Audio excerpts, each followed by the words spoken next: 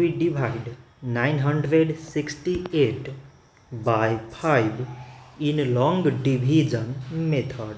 5 times 1 is 5. On subtracting we get 4. So now we put down this 6 and it is 46. 5 times 9 is 45. On subtracting we get 1.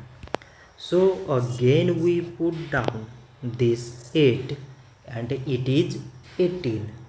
5 times 3 is 15.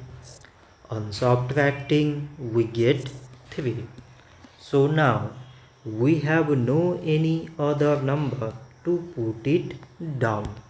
So we take here decimal, so that we put 0.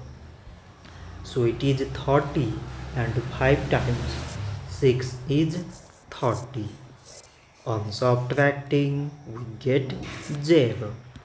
So 968 divided by 5 is 193.6.